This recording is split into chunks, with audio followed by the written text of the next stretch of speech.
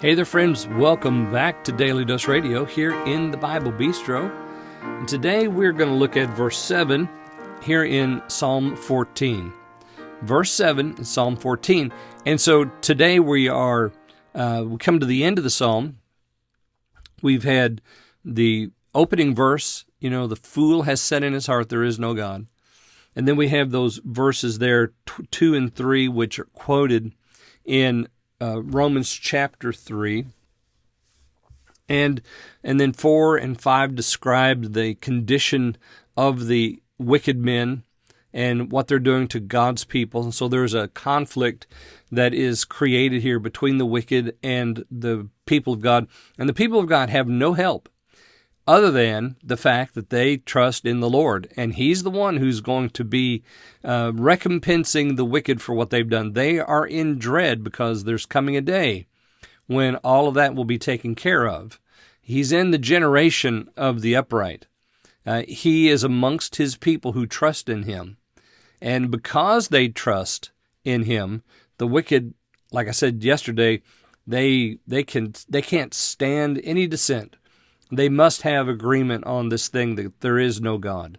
But, of course, there is. And we, the church, trust in Him. So then we come today to verse 7. And I tell you what, let me just read verse 7 and then I'll make my comments on verse 7. Oh, that the salvation of Israel were come out of Zion. When the Lord bringeth back the captivity of His people, Jacob shall rejoice, and Israel shall be glad. All right, there's verse 7. You'll notice we begin with this as almost like an outburst. Oh, that the salvation of Israel were come out of Zion. It's interesting that we have it translated this way. The King James, of course, translating from the Septuagint and not from the Hebrew text itself. The Hebrew text is a little bit different here because in the Hebrew it says, who shall bring or who will give salvation? He's not evoking emotion by saying, oh. That's not in the text in the Hebrew. In the Hebrew, it's who. So it's still evocative, who's going to do this for us? Because here's our problem. The wicked eat us up like they're eating bread.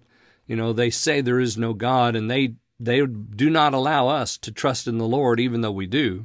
They want to shut that down. So who's going to help? Who? Who will bring salvation? Well, we know who brings salvation, don't we? The Lord does. And the psalmist even says as much there in verse 7, in that middle phrase, when the Lord bringeth back the captivity of His people. So the Lord's going to do a work, and He's done a work. Salvation has come from Zion. This looks forward to it. Who will do this work? Well, we know who did the work. Jesus did the work. He did the work on the cross. And where did He do that work? He did that work in the city of Jerusalem. Out of Zion is where salvation comes, because that's where it was first established, in the blood of Christ on the cross and in the resurrection. Where did that take place? In Jerusalem. So the salvation of Israel coming out of Zion, yes, it has. It has come. And with that, the Lord has called to Himself sheep that were not of the fold of Israel. And so we rejoice in the fact that salvation has come. The Lord brings back the captivity of His people. And now who's He talking about? Jacob and Israel. So both the Jews and the church, they're all going to rejoice. They shall rejoice and be glad because the Lord is doing a thing. And one day He's going to bring us all back together. It's going to be one church.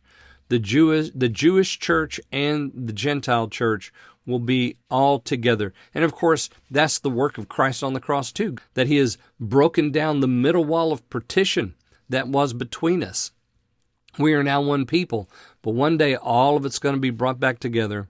It's going to be completed, when the Lord does this work. And so we still here are looking forward to the work that the Lord is going to do. We rejoice in the work He has done and look forward to the completion of all these things. All right, well, join me again next time. We're going to look at Psalm 15 here on Daily Dose Radio.